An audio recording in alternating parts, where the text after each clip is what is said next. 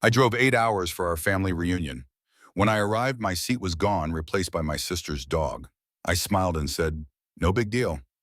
But on the last night, my bank alerted me, Kellen, $800 gone. Golden Child said dinner wasn't free. I grabbed my bag, and what I did next left them stunned. I knew something was wrong the second I walked through the front door. 8 hours behind the wheel, 2 gas stops, and a lukewarm burger later, I finally arrived at my parents' house for what was supposed to be a family reunion. My back ached, my eyelids burned, and my phone had died somewhere around exit 92. Still, I smiled. I was trying. That had always been the story with me. I was trying. The living room was buzzing with laughter. My nieces were tearing wrapping paper off early gifts. My brother-in-law was double-fisting beers, and my parents were on the couch watching it all like royalty. And then I saw it, my seat at the table, gone. In its place was a plush pink dog bed. Curled up inside it with feet, wearing a sweater that probably cost more than my entire road trip, was my sister's toy poodle, Lady Serena. There wasn't even a spare chair in sight. "Oh, you made it," my sister Amanda called out with that performative brightness I knew too well. She didn't get up. "We didn't think you'd actually come." My stomach twisted. "I texted you an hour ago." "Oh, my phone died," she said, tapping her screen like it proved something. "Anyway, Serena gets anxious if she doesn't have her spot. Hope that's okay." I stared at the dog. Serena blinked at me with big, judgmental eyes, like she knew exactly what was going on. I forced a smile. "No big deal." "Good," she said, turning back to her husband, "because she's had a long week with the groomer and the flights and all. She needs her routine." I looked around for a folding chair, an ottoman, even a bar stool. Nothing. My dad glanced up from his phone just long enough to mutter, "You can eat on the couch or in the den." Like I was a guest. Like I wasn't the one who'd been wiring the money for the past year while trying to keep my own head above water. Like I didn't used to sit at that table. I didn't say anything. I just nodded and set my bag down next to the door. I told myself it was one weekend. I could deal with it. Smile, play along, be the nice one like always. But I should have known that chair wasn't the only thing missing. Over the next 2 days, they didn't even pretend to hide the hierarchy. Amanda was the star, the queen, the center of every story. Her dog had its own stocking on the mantel. My stocking was accidentally missing. When I brought it up, my mom said, "Oh, I thought you weren't coming this year," even though I had confirmed it 3 times. I let it go again, until the final night when my phone buzzed with a notification from my bank. 1,800 withdrawn. My heart stopped. I opened the app. It wasn't a mistake. It was a Zelle transfer sent to a name I didn't recognize. The memo line read, "Reunion dinner text." I looked across the room. Amanda was sipping wine by the fire, her husband lounging beside her. She caught my eye and smiled. "Oh," she said with a tilt of her head, dinner wasn't free, you know." My jaw tightened. "Excuse me? You've got that new job, don't you? We figured you wouldn't mind covering the food and the wine and the catering service. It's what family does, right?" She laughed. That was when I grabbed my bag, and what I did next left them all speechless. I should have seen it coming. But the thing is, when you're raised in a family where love is conditional and loyalty is a currency, you learn to keep your mouth shut and pay your dues. And I did, for years. When Amanda divorced her first husband who bailed on her and left her with debt and a dog with a gluten allergy, guess who she called? Me. "It's just until I get back on my feet," she said over the phone, sniffling dramatically. "You're the only one who actually supports me." At the time, I thought she meant it. I covered 2 months of her rent and paid off her vet bills. I even helped her apply for a job at a luxury pet boutique, which, ironically, is how she ended up making more money than me now. And yet, somehow, I was still the one footing the bill. Amanda had mastered the art of being both helpless and entitled. She didn't ask for things. She announced them. "Serena needs a new stroller, but the model she had last year was so heavy." Translation: buy the stroller or you're a bad brother. My parents weren't any better. "You know how she is," Mom would say whenever Amanda pulled one of her tantrums. "She's just sensitive." "Maybe you should try being more helpful," Dad would mutter when I dared to say no to anything. Helpful? I had paid their gas bill last winter, replaced their dishwasher, bought them a smart TV for their anniversary, and when my own car broke down, they told me maybe I should have planned better. But God forbid Amanda's poodle miss a grooming appointment. It all came down to roles. Amanda was the golden child, the shining light. I was the backup plan, the emotional mule, the designated scapegoat who never complained. I was never the favorite. I was the fallback. That's why when the family reunion came up, I didn't even hesitate. I'll be there, I told them. I'd drive 8 hours through sleep, burning my last PTO days for people who couldn't even save me a chair. And now they were laughing like this was normal. Like stealing 1,800 from me was just a quirky little family quirk. My breathing was shallow. My fingers trembled as I stared at the transaction.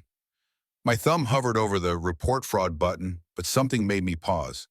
Don't cause a scene, I could hear my mother's voice in my head. It's just money. No, no, it wasn't. It was my money, my savings. The last of what I had set aside for something for myself for once. And they didn't even ask, they just took it. Amanda noticed the shift in my face. She raised her eyebrows as if to say, "What? You okay?" she asked, her voice syrupy with sarcasm. "Or is this where you storm off dramatically?" I clenched my jaw. My mother, ever the peacemaker, chimed in. "Let's not ruin the last night. It's been such a lovely reunion." Lovely? I was sleeping in the laundry room.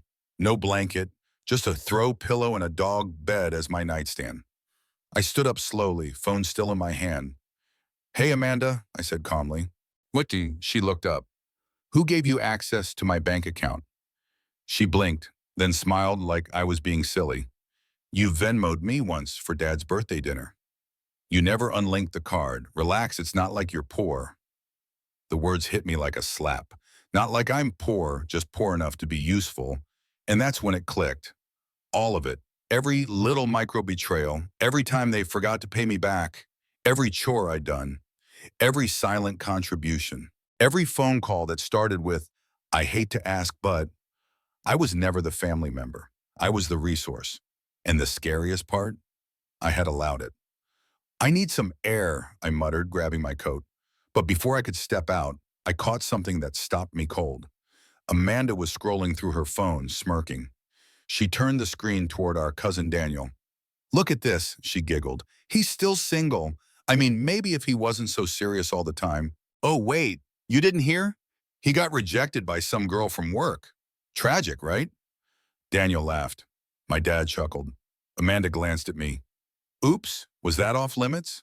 That was the moment, right there, the moment I realized I wasn't just the mule, I was the punchline. I stepped back into the room and cleared my throat. "Actually, since we're all laughing, why don't I tell a joke?" Everyone turned to me. The room went quiet. "A guy drives 8 hours to see his family," I said, voice steady. "He's the only one who doesn't fly. He brings gifts, pays for dinner, and sleeps in the laundry room." My mom's smile faltered. "But when he gets there, his seat is taken by a dog.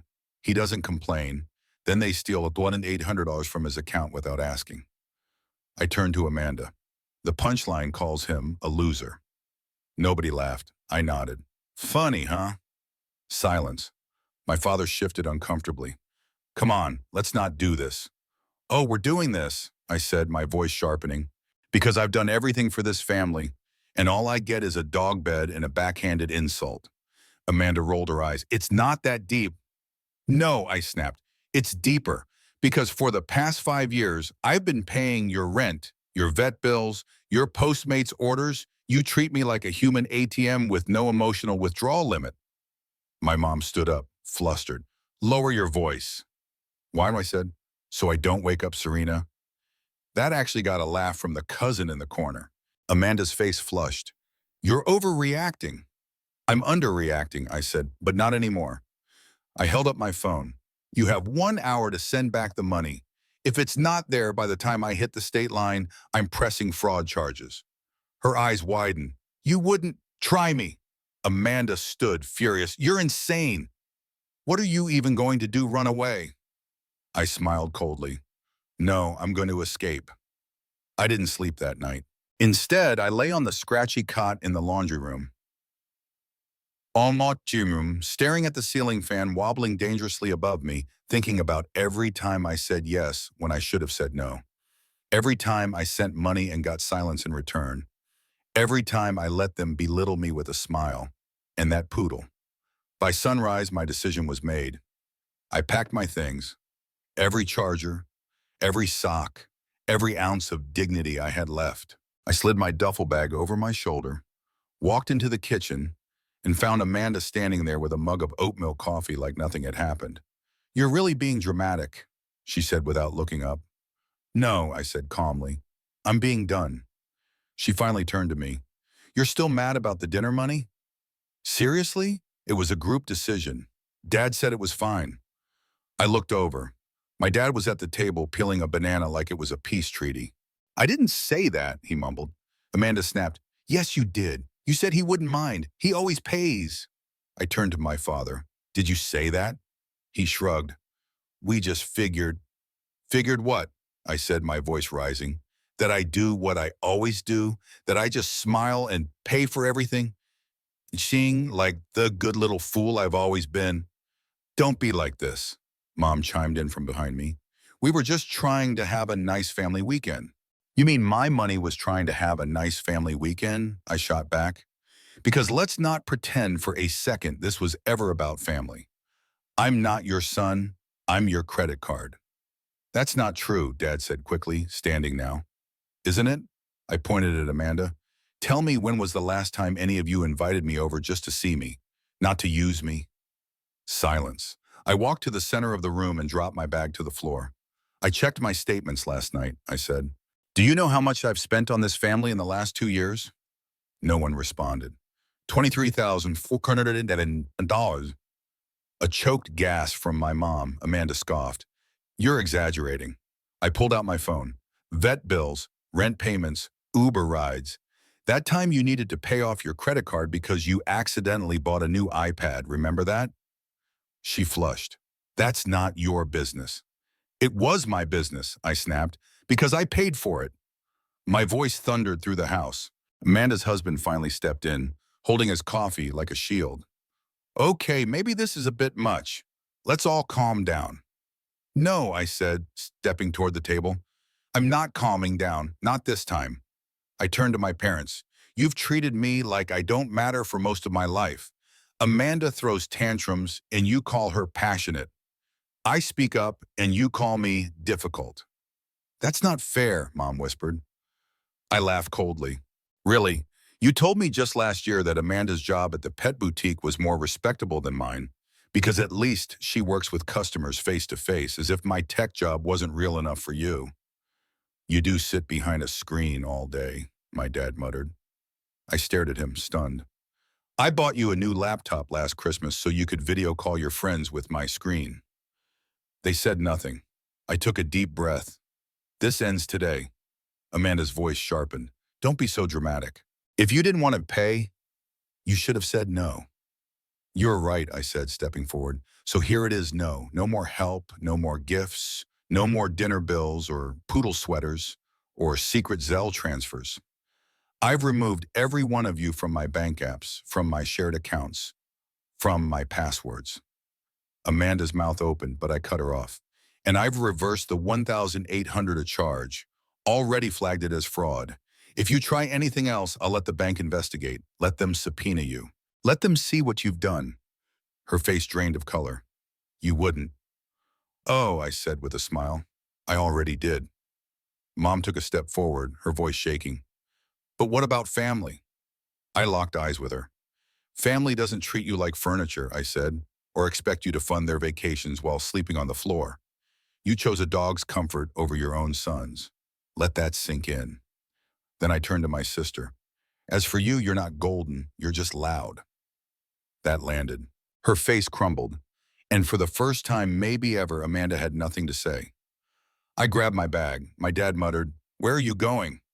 "To someone's house where I'm actually wanted." And with that, I walked out the door. As I stepped into the morning light, my phone buzzed. A new message. It was from Aunt Farah, my mother's sister, a black sheep like me, always on the outside. "Heard what happened. Got your back. Want dinner at mine tonight?" I stared at the message. For the first time in years, I smiled without faking it. I didn't get in the car right away. Instead, I stood on the front lawn, cold air biting through my jacket, watching the house where I had just detonated 5 years of silence. But even that wasn't enough. They needed one final message, one they couldn't ignore, couldn't twist, couldn't erase. I turned back, walked to the porch, knocked once, then opened the door myself. They were all still there, still stunned. Amanda was mid-rant to Mom, something about me being ungrateful and unhinged. Her voice caught in her throat when she saw me walking in again. "Oh, what now?" she scoffed. "You forgot your tail between your legs?" "No," I said. "I forgot to give you a gift." I dropped my duffel bag onto the living room floor, unzipped it slowly the way you might open a casket. Out came a black folder, thick with printed documents. "What is that?" my dad asked wearily. "Proof," I said. "But don't worry, I'm not here to argue. I'm here to show you exactly who I am." I laid out the papers on the coffee table like a war map: bank statements, screenshots of transfers, a calendar marked with payment dates, emails of Amanda asking for money, a breakdown of every dollar sent labeled like an invoice. And then I pulled out the last item, a flash drive. I tossed it on the table. "This is for the IRS, just in case any of you think I won't follow through." My dad stood up. "You're threatening us with taxes?" "No," I said calmly. "I'm protecting myself. Because from this day forward, I'm never paying for a single thing with this family's name on it again." Then for the final blow, I reached into the bag and pulled out a frame. Inside, a photo of me at last year's family reunion, standing behind everyone, cut off at the edge, holding a tray of drinks. I flipped the frame. Taped to the back was a printed $1 check made out to Amanda Carter. In the memo line, "For all the thanks I ever got." I tossed it on the floor. "You wanted something? Take it." She was frozen face white, jaw clenched. She didn't speak.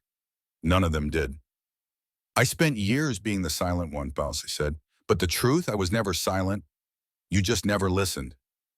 I turned to the door. "Now you don't get to hear me at all." And then I walked out for the last time. As I got in my car, my phone buzzed. New message from Amanda: "You're dead to us." I smiled, deleted the thread, and drove straight to Aunt Farah's house. She met me at the door with a grin, a plate of food, and not a single question. Just 5 words that made everything worth it. "You're not crazy, they are." People talk about freedom like it's a metaphor, like it's a bishayam of an abstract state of peace and detachment. No, real freedom is the moment you delete your family group chat and don't feel a single ounce of guilt. That night at Aunt Farah's was the first real family dinner I'd had in years. No tension, no fake smiles, no one side-eyeing my plate or joking about how I'm still single. Just a warm casserole, a trashy Netflix show in the background, and her cat, Beavis, who liked me better than Serena ever did. I crashed on her couch without shame. The blanket was itchy, the pillow was flat, but it was heaven because no one in that house wanted anything from me. And the next morning I woke up different, like something had snapped back into place inside me. Something that had been bent and twisted so many times I'd forgotten what it felt like to stand up straight.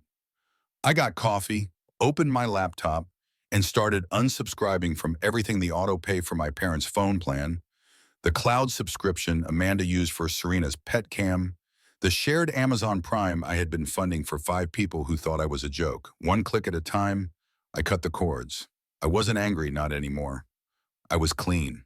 And then came the calls. The first one was my mom. Ignored.